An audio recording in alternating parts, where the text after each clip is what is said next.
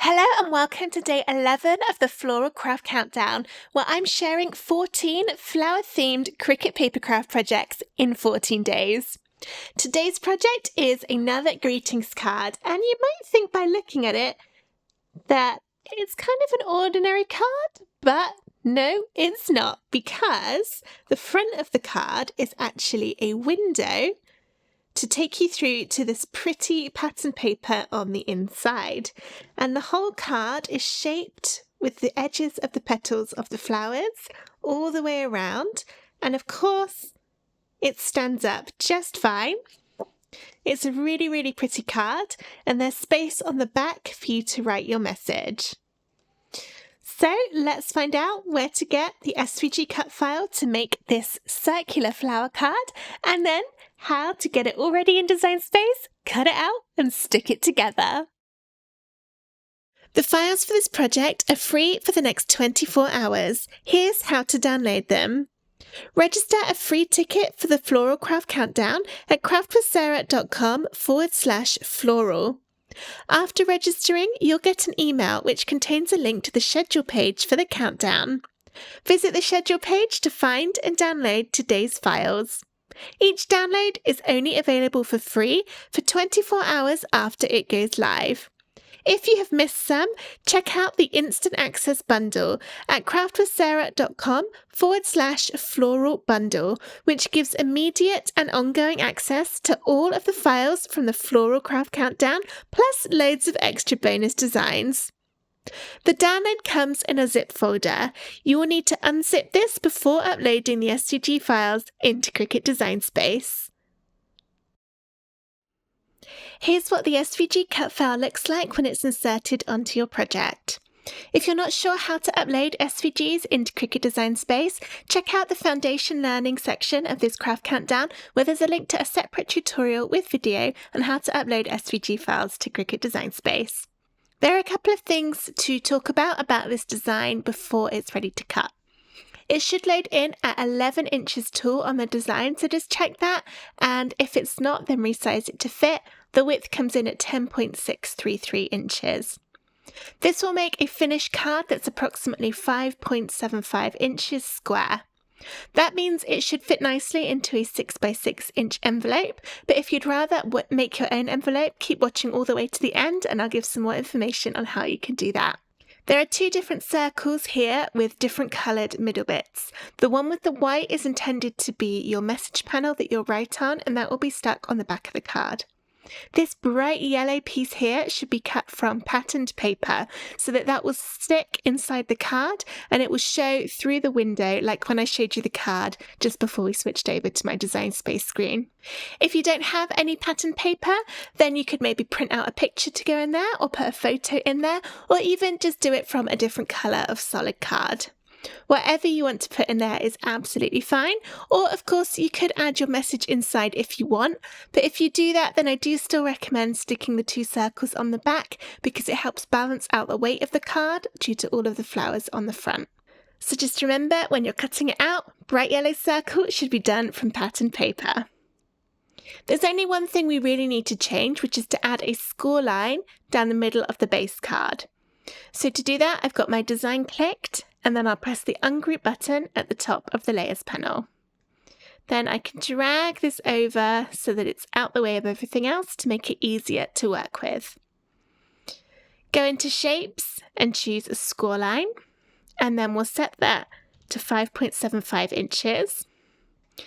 I'll select my base card and that score line and go align center to put the scoreline in the middle. Don't worry that it goes outside the edge of the card, that's absolutely fine. It's just because we've set it to the full height, so it's going to be as tall as these flowers, but it will still cut out just fine. To tell Cricut to do the scoring in that position, with those two layers still selected, press attach. Now you might notice that although this is 5.75 inches tall, which is the correct height for the card, it's actually a little bit shorter than it should be if it was going to be 5.75 inches wide. Don't worry about that, it's because when you stick this piece on the front, this will overlap the edge a little bit so that it completes the shape of the flowers on the front of the card, and then that will bring it more to the correct size. Okay, I'm just lining this back up. There we go. And if you want to, you can drag that back into position, but it doesn't really matter because the Cricut doesn't know where it is on the screen when you go and cut it anyway. To do that though, you can go Arrange, Center Back, and then just move it so that it lines up with all of those flowers.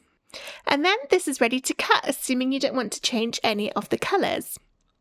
So I'll go ahead and press Make, and that will separate out all the colours. This is a wonderful project for using up your scraps of card left over from other projects, because quite a lot of it you only need a tiny little bit of the colours. You can change the paper size in the drop down, and then if you want to, you can click and drag to move things about so that you can position these so that you can put your scraps bit of card on the mat and then make sure these will all be cut out from it. When you're happy with how it's all looking, press continue to connect to your Cricut and then get everything cut out from your cardstock. However, before I go, I'm just going to show you how it could look if you recolor the design if you're not a fan of the multicolored flower look. I think these cards also look really nice when they're done in all different shades of the same colour. For example, I could make a purple card, and then maybe my very bottom could be a super dark purple. So I've clicked on that, and then we'll change it to a really dark purple in there. You can then change everything the same colour in one easy go by pressing Colour Sync on the top right of the screen. This is my new purple here. So if I close up these little arrows until I find my light pink, which is the one that I changed, I can drag all the rest of the pink into that dark purple to change everything in one go. And I'll just show you that again. Let's go for the lime green because that'll be quite an obvious change. So I've clicked one of the lime greens. I could change that to a super bright purple this time. Then click Colour Sync. Look for my bright purple, here it is, and my green. Then you can drag all the green into that purple and let go, and everything changes at once. It's just a nice, quick, easy way to change the colours. Here's how the card could look, all in shades of purple. And I've still got my bright yellow here to remind me to cut this one out of patterned paper. I'll show you how this card looks at the end because I've cut this one out and stuck it all together as well. But for now, let's crack on with getting everything cut out and then I'll show you how to stick together your circular flower card.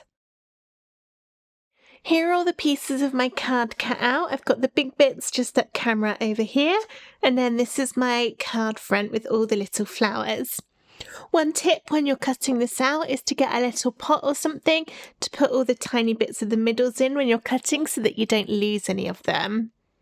I've put all of the pieces into position following the assembly guide, and also you can see by looking at your screen in Design Space where each of the different colours go. Alright, so we're going to be sticking this together with a combination of glue and foam squares. The glue I'll be using is Bearly Art Glue. I got this on Amazon, but it is a little bit tricky to find in the UK. It's much more readily available in the USA. But if you are in the UK, a glue that I really like also that is more easily available is Collall. Both of these glues are my two favourites because they don't bend or wrinkle the cardstock like some glues can do. Alright, we'll also be using some foam squares to add a little bit of dimension. These ones are going to be great because they're small, but if yours are bigger, you can just cut them smaller with a pair of scissors. Alright, so this is a little tricky only because some of these bits are small and we don't want to lose them. I've already had to recut that little orange middle because I lost that somewhere along the way, even with my little pot to hold all the pieces. Make sure you've got this the right way round. You'll notice that the bottom layer has a very slight straight edge along it, and that's so that the card will stand up straight when it's all put together. I'm going to start on that section first. So just gently move off those flowers. And then for the biggest piece, this one, I use my foam squares to stick that to the card. Throughout this whole card, it's never going to be more than 2 foam squares of depth coming out from the bottom so that it doesn't get too thick to post. The bottom piece, the bottom side, this one is the most important to line up properly, because if you accidentally go over the edge of the pink too much, your card might not stand up. We'll then also use another piece of foam for the 2 flowers on each end. And for this, I find it easier to put the foam directly onto the bit on the card. You've got a little bit more surface area. Again, with this flower, just check out the petals, because 2 of them have got little flat cut off edges, which shows that they go at the bottom. The other one on the right, this doesn't quite reach all the way to the bottom, so it doesn't matter which way around that one goes. And I have already glued the middle on that one. I did that on a couple of the smaller ones throughout the design. Okay, a little dab of glue, and then that middle goes on there. And for the big middle of the middle flower, feel like I'm repeating here, I'll do a bit of foam square on that too. We can now move on to the 2 larger flowers along the bottom, and these have 2 middles on each of them, both of which will be foam squared. And again, you might find it easier to put the foam directly onto the card rather than trying to get it onto the bottom of these pieces. Oops! I just completely nudged my card and moved all those pieces out of position. Let's just do that so I don't do that again. Then these bits get another foam square to put the tops on these. There's 1 and 2. It doesn't really matter which way you work around the card in. I'll do this one next. None of these pieces on the 4 kind of sections we're building up actually touch each other, which means that you can do it in any order. So next is this one, foam squares on the back of here. I've already glued on that little one in the middle. That lines up. There we go. And then we've got the flower to go here. For this one, I've already glued on the top 2 pieces. This one is the trickiest one to get around the right way. But there we go. And then the one above it, another little foam square. Ooh, managed to get a bit stuck to me there. Is that the bit I actually need? No. That is from all the way up there, look. That's that one. And then got a little flower to glue there. And also the middle of this one. Big middle. And then tiny flower. You might want to use a pair of tweezers, or even if you've got the Bearly Art glue, the needle that comes in the bottle to stop the nib drying out, just to gently wiggle it round into the correct position. I'll do my top one over here next, and actually whilst I'm doing it, let's do it on the other side as well. This is what I mean about it not necessarily needing to be done in a specific order. The middles for all of the 4 biggest flowers on these corners are all the same size, so you don't need to worry about which one goes on which. And then we've got the second one with another bit of foam. And there you go in the middle.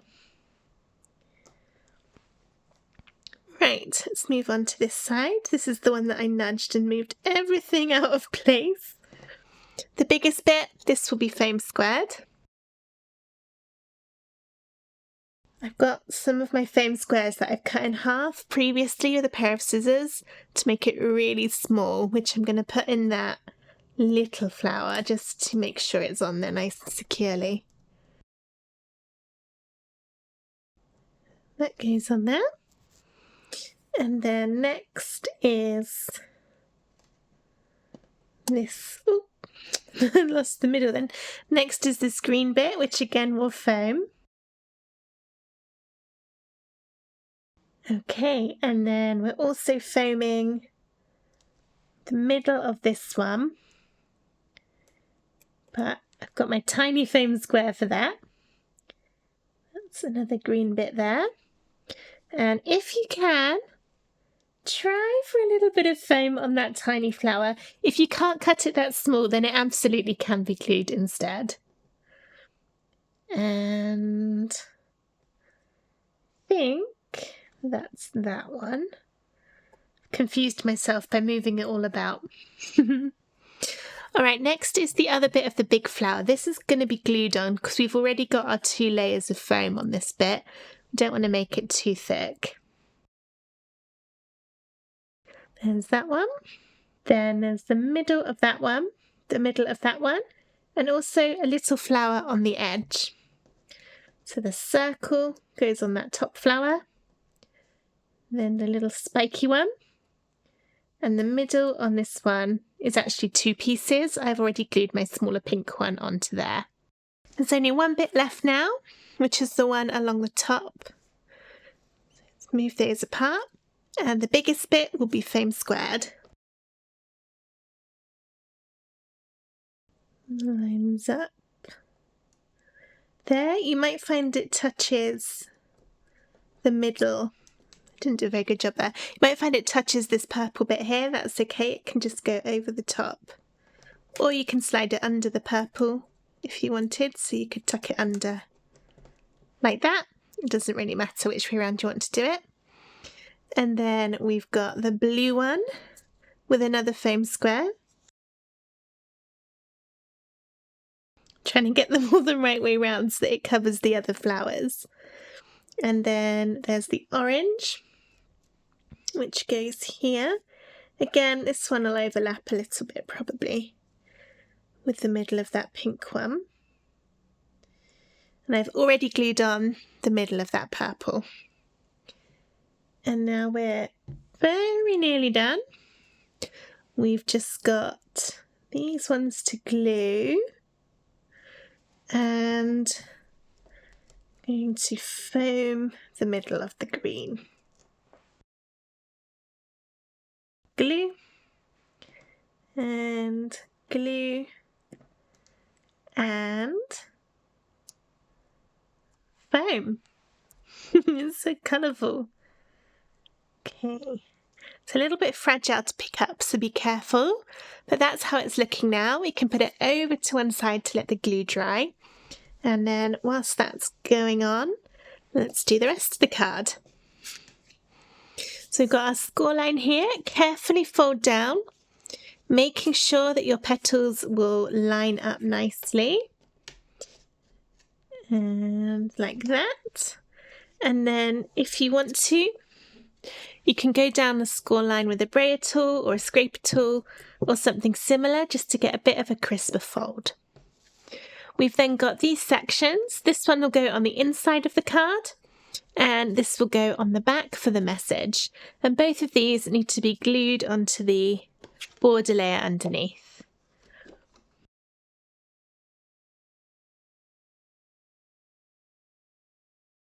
Okay, let's get these in the card. Open it up. Make sure you've got it the right way round. Remember, those little flat petals will be at the bottom. And then this one will go inside. I used one of those background papers that doesn't really have a right and wrong way up. So it's a bit hard to know which way to put it, but I'll go for this one. Having this inside, as well as the message panel on the back, not only means that your message stays nice and hidden if anyone's looking, because the front obviously has a window in it, but it gives some stability to the back of the card to stop it being too front heavy once we've added all the flowers on. So it is kind of important to have both of these. That one goes on the inside. When the card's closed, you'll be able to see that through. And then this one on the back.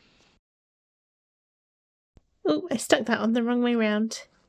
This is the nice textured side of the card that I'm now putting the glue on. Never mind. It's only a little bit of it on show anyway. Right, looking good. Now we just need to glue this onto here. It's easiest to put the glue directly onto the front of the card. If you're worried about getting it on the inside, you can open it up like this. And make sure you don't put any glue over that score line. And I'm trying to get in these petals as much as I can because that will just help it stick on better. We've got a lot of weight that's going to be coming onto this card.